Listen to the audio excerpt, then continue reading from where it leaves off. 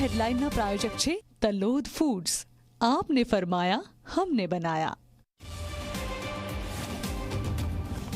ગુજરાતમાં જળ સંકટને લઈ કેન્દ્ર સરકાર પણ અલર્ટ। પ્રધાનમંત્રી મોદીએ કરી મુખ્યમંત્રી ભૂપેન્દ્ર પટેલ સાથે વાત। ફોન પર વાત કરીને મેળવી રાજ્યની સ્થિતિ અંગેની માહિતી। વરસાદી પાણીમાં ફસાયેલા લોકોને એરલિફ્ટ કરી બચાવાયા। દ્વારકામાં 30 કલાકથી ખેતરમાં હતો પરિવાર, તો પોરબંદરના માંડવા ગામે પાણીમાં ફસાયેલા યુવકને હેલિકોપ્ટરથી બચાવાયો। વડોદરામાં સતત ચોથા દિવસે વરસાદથી તારાજી અનેક વિસ્તારોમાં હજુ પણ ભરાયા છે પાણી। પાણી વચ્ચે ફસાયેલા લોકોને બચાવવા સેના આવી મેદાને।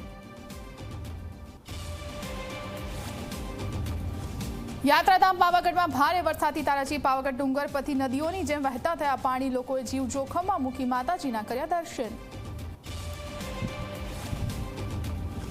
રાજ્યમાં સવારથી અત્યાર સુધીમાં 251 તાલુકા